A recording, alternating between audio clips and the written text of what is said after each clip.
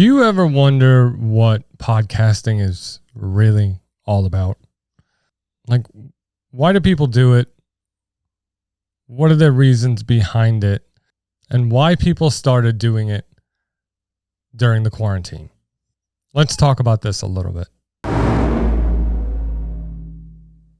So I think if we're going to talk about podcasting with the eventual evolution into vodcasting, I think we need to get a little bit of a grasp on when and how podcasting really started. Okay. Now I'm going to read from an article that I pulled up on the internet here. This says, a brief history of podcasting. The term podcasting was coined in 2004 by journalist Ben Hammersley in a newspaper article for The Guardian. He was writing about the potential for a boom in amateur radio, arguing that the ingredients were all there: blogging, popular production software, and MP3 players, all the rage. But what to call it? Audio blogging, podcasting, guerrilla media? We all know which one stuck. Podcasting was, in fact, developed in 2004 when Adam Curry, former MTV video jockey, and software developer Dave Weiner coded a program known as iPodder, which enabled them to download internet radio broadcasts to their iPods. Curry now hosts the Daily Source Code, one of the most popular podcasts on the internet. It was in 2005 that the big companies started recognizing the opportunity, Apple leading the way with iTunes 4.9, the first update with native support for podcasts. And speaking of recognition, the very same year, George W. Bush became the first president to have his weekly address delivered as a podcast. Fun fact, 2005 is also the year in which podcast is declared Word of the Year by the new Oxford American Dictionary. So it seemed that everything started back in 2004. I haven't read too much into that article, but I don't know why they started. But a lot of podcasters that I speak to say that they have something to get off their chest. They find one topic really interesting and they want to talk about it. A lot of people just say they just took it up as a hobby. And that's awesome. I mean, let's face it. In this day and age, you know, nobody's going to compete with Joe Rogan to make all the millions of dollars. And if you don't love what you're doing, then why do it?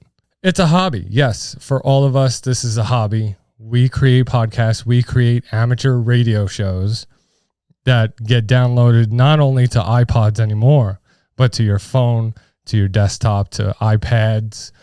Basically, anywhere you listen to music, you're able to listen to a podcast. I just think it's funny that the first American president to have his own podcast was George W. Bush. I find that a little entertaining. But during a keynote speech in 2006, Steve Jobs demonstrated how to make a podcast using GarageBand, which people still use to this day. This would have been a sign to all competitors that the medium was to be taken seriously. The popularity of podcasts was on the up and up, with Ricky Gervais setting a Guinness World Record for most downloaded podcast, over 250,000 per episode for the first month. Now, any amateur podcaster knows that it's very, very, very hard to get those numbers within the first month unless you're a celebrity. For average people like you and I, we barely reach a fraction of that percentage. But like I said before, podcasters know that when you put out a show, you have to put out a show for yourself. Okay, you have to enjoy and have fun creating that episode, planning it out, scripting it out if that's what you do. You know, like this episode, I'm winging it. You know, that's what I do. I wing episodes. I pick a topic and then I talk about it because either one, I have some knowledge about it, or two, it's something I would like to learn a little bit more about. When I first started podcasting, I was reading articles on how to podcast. I was watching videos on the best setups for your studio and how to get the best audio quality. And, you know, I think every podcaster does the same thing. And that's what you do. even though you want to take up a new hobby, or if this is something you picked up during the quarantine because you couldn't leave the house, because I know even to this day, you still have trouble getting microphones and boom arms and cameras and anything really for podcasting through Amazon, because everybody's buying them. So for a lot of people, this turned out to be a hobby. I see a lot of celebrities coming out with podcasts, and I see a lot of people, average people, making their own shows, and it's great, because it's the podcasting market isn't so saturated to the point where everybody's podcasting. No, I mean, there's only about 1 million podcasts out there, compared to how many artists for music there are out there. There's room in the market for everybody.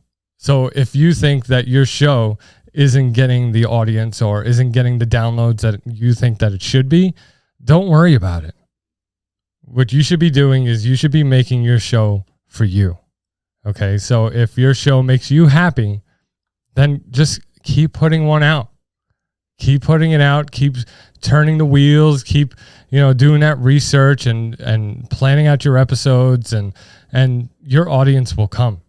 Now, to move on to the next step of podcasting, for those podcasters who are in this for the long run, for those podcasters who crave the knowledge of expanding their show and bringing it to the next level, there's vodcasting. Okay, so vodcasting is what I'm doing now. Okay, if you're listening to this podcast on your podcast player, then just know that there is a video format to this podcast, which is up on YouTube. Go over to YouTube and do a search for From Podcast to Vodcast, and you can watch this episode. Make sure you hit that subscribe button first, though. But the next evolution of podcasting is vodcasting. So get out there, get a camera, and record yourself doing a podcast. And I don't care what kind of camera it is, whether it's a cheap webcam, whether it's a DSLR, a Nikon, or a Sony A5100 or a Sony A6100, or just your cell phone. Start vodcasting, because your audience wants to make that connection. Your audience wants to reach out and see you and connect with you on a whole other level. And it'll expand your audience tenfold by having your own YouTube channel or your own Vimeo channel, or even if you just host the videos on your own private website. But do video. Level up your show. Make a vodcast. But if you don't have that website, if you don't have the professional website for your podcast, don't worry, because down in the show notes, I have a link for you guys that'll take you over to Squarespace for a free 14-day trial and set up your show. All right, guys. So if you want to learn more about vodcasting and all the equipment and everything you need to get to level up your show, head on over to my website, VodSquad.Live, where you can find all the information that you'll need to run a successful vodcast. Okay, you can find the gear that you'll need. You can find the free episode planning sheet, the free vodcasting equipment guide, and of course, you can sign up for my classes. So head on over to VodSquad.Live and sign up today. All right, guys, I will see you next time. Thanks for joining me.